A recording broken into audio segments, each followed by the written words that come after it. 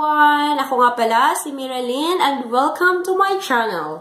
Ngayon, ipapakita ko lang sa inyo kung paano ako magluto ng chicken thigh with cream of mushrooms para sa aking anak. Ayun, yung anak ko ngayon nasa school at syempre gusto ko na pag-uwi niya may makakain siya.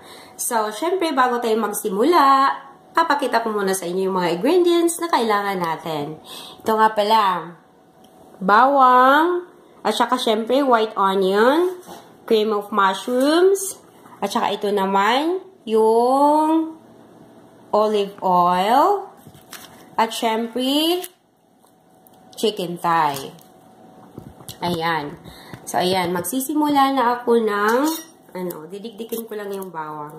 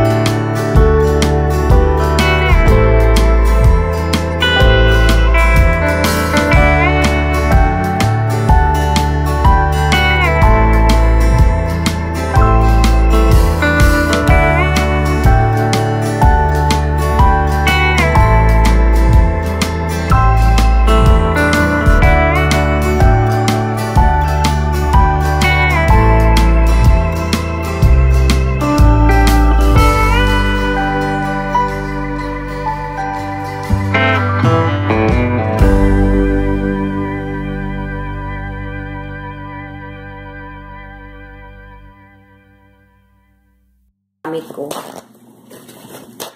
para hindi ko na siya hugasan.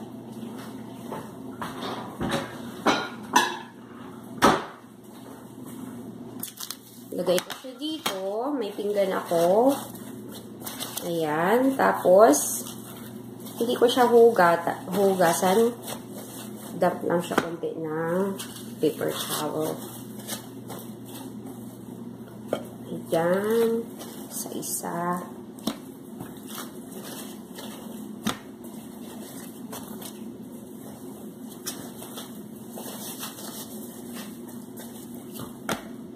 Yan. So, okay na yung chicken.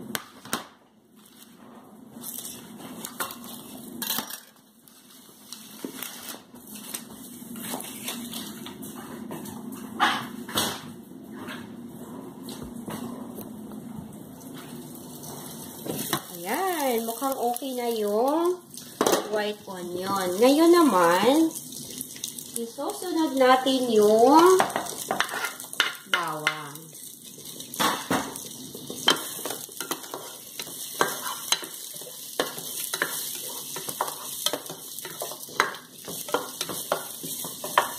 Tapos, mga 1 to 2 minutes, tinatanggal ko yung white onion tsaka garlic.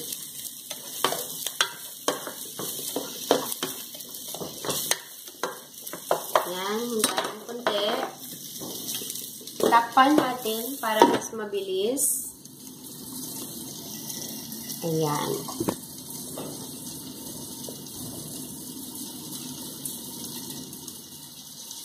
Ayoko lang talaga yung nasusunog ng bawang. Ayan, tanggalin ko na yung tatanggalin ko siya. Tapos, ibabalik ko siya mamaya.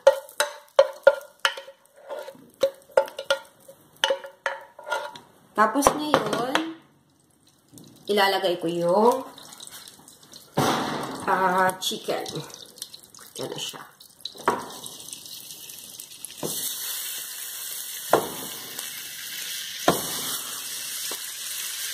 Ayan. Tapos, ngayon, hihinaan natin yung stove natin para huwag siyang masunog. At para mas mabilis, tinatakpan ko siya. So, after 5 minutes or more, babalik na rin natin siya. Ganon ako magluto. After 5 minutes, or maybe 3 to 5 minutes maybe. So, sisit ko yung timer ng 3 minutes. Ayan. So, 3 minutes. Ayan. Tapos na yung timer. So, ngayon, babalik na rin na natin. So, after 3 minutes, ito na yun siya. Pakulita ko lang. Ayan. Medyo brown siya konti. Yun ang gusto ko. That's perfect. Tapos ngayon, babalik na rin natin lahat. Tapos, another 3 minutes. 3 minutes lang. Ayan. Tapos, takpan ulit natin. Tapos, maghihintay ulit tayo ng 3 minutes. Sisit ulit natin yung timer for 3 minutes.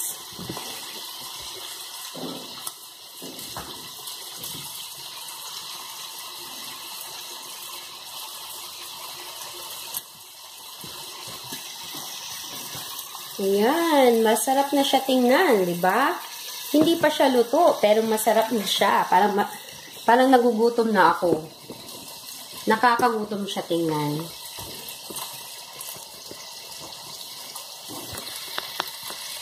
Alam niyo guys, dati hindi talaga ako magluto. Pero nung nagkaasawa na ako, doon na ako natuto. Kasi hindi tulad ng pag single ka pa, pag nasa bahay ka lang, halimbawa doon sa amin dati, pwede lang ako matulog buong araw pag walang trabaho. Kasi, ayan, si mama nagluluto. Pero ngayon, dahil may asawa at may anak na, kailangan matuto ng magluto. So, ayan, pag hindi pa kayo marunong magluto, ito na yon. Ito pa yon, first, ano pa yon. Hindi naman ako masyadong nagluluto, at saka madali lang naman handa yung mga pagkain dito. Yung husband ko, hindi siya kumakain dito. Ako lang, tsaka yung anak ko. Linuluto ko lang siya kasi yung anak ko gusto niya. Picky siya, pero kumakain siya. So, wait. 1 minute na lang. Ayan. At, lalagay natin yung, after 3 minutes, lalagay natin yung bawang tsaka garlic na inalis ko kanina. Di ba yung white onion tsaka garlic? Maganda siya. Hindi tulad pag nasusunog, nakakasira ng lasa ng pagkain. So, ganyan ang ginagawa natin. Ayan. Malapit na.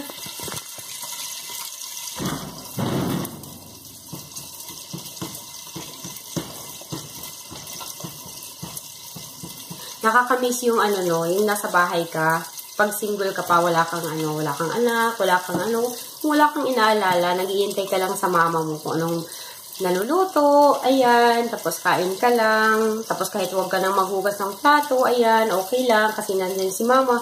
Pero pagka ganito guys, na may asawa at anak ka na, wala na yung pa-relax. Minsan nakaka-relax ka, lalo na ngayon ako, may maliit ako na bata. Minsan, lalo na kapag nangingipin yung anak ko ngayon, ako, ilang oras na lang ang tulog. Tapos minsan umiiyak pa yung panganay ko. Diba? Nakakamiss yung ganun. Pero, it is what it is. Ayan. Time is up. So, ngayon, after ka mo lang sa inyo. Ito guys, see? Medyo na siya, brown. Konti lang. Pero syempre, hindi naman natin, gustong masunog yung chicken. Kaya ito, ibabalik ko na yung white onion.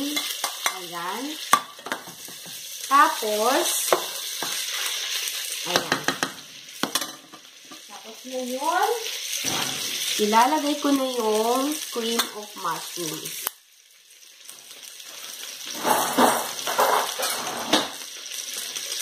Lahat. Kasi pag marami yung cream of mushrooms, mas masarap siya.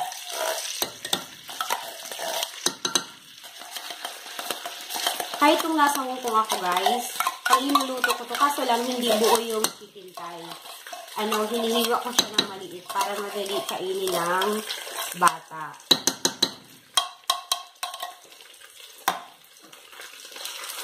Pero, yun hindi ko siya hihiwain ng kunti. Parang yung maliliit. Buo siya. Tapos, ayan. Ito na siya. Sarap na siya tingnan. At saka, kailangan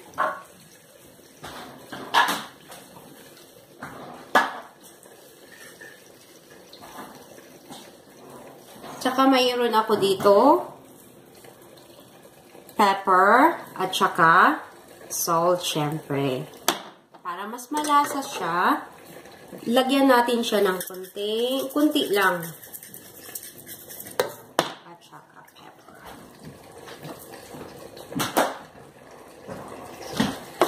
Hi, Daddy! I'm making videos.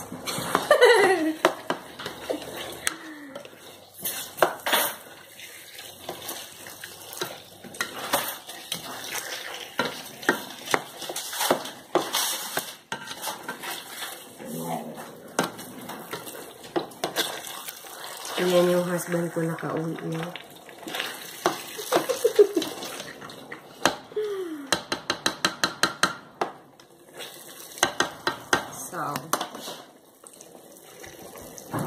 So, ayan guys.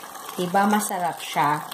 Ngayon, isisit ko na naman yung timer for another 30 to 35 minutes. Pero ngayon, kasi syempre after 30 minutes, titingnan natin kung luto na siya o ba. Kasi pag kulang siya, dagdagan natin ng either 5 to 10 minutes. So, ngayon, isisit ko yung timer for 30 minutes pala.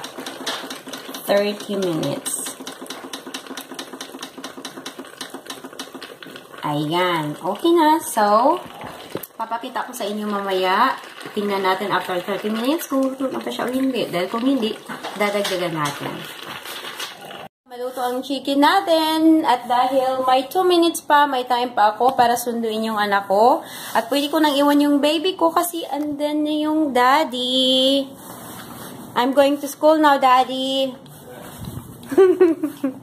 Ayan, sunduin ko muna yung anak ko. Naglalakad lang ako kasi malapit lang naman yung school niya. Ayan. Punta muna sa school ni Kuya Tan.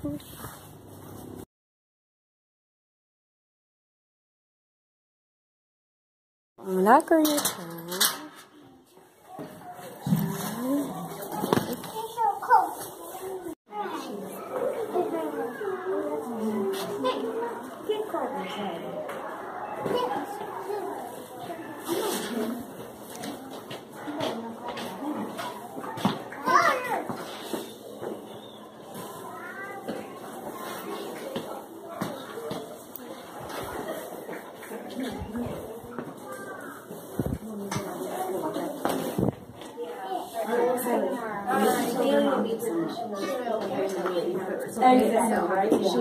Okay, good. All right, see you tomorrow. All right.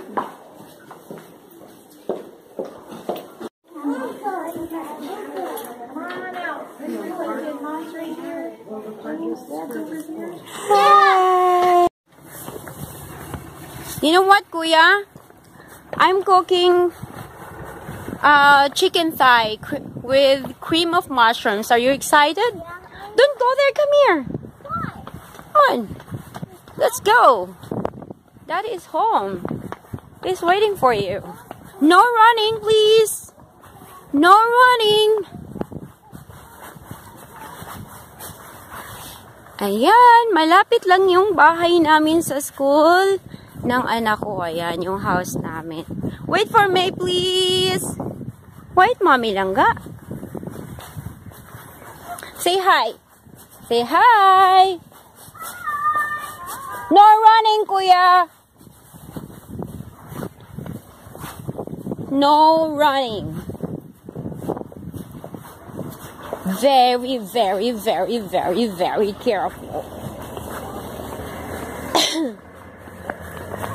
Kuya, no running. Please.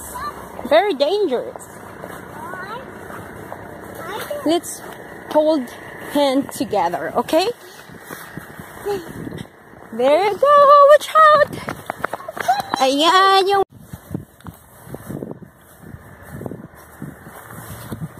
Ayan.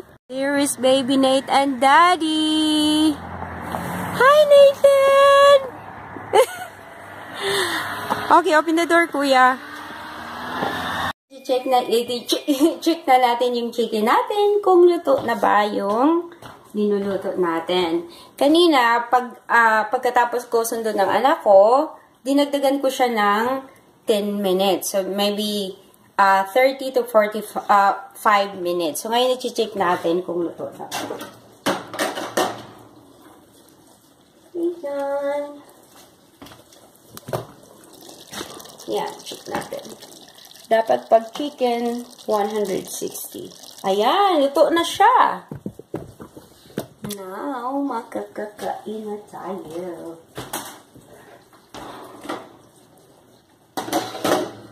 Oh my God.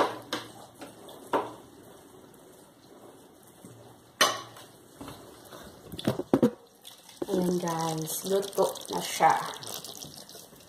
Kainan na. Tsaka may rice din ako, syempre. And ready to eat na, guys. Masarap siya tingnan, di ba? Masarap siya. Ito yung sa baby, sa anak ko. Ito naman sa akin. With orange, syempre, para kompleto. Para masarap ang kain. Right, Kuya? Yeah. Can you eat some now? Taste it. Have small piece here. I want you to taste it with the rice. Please.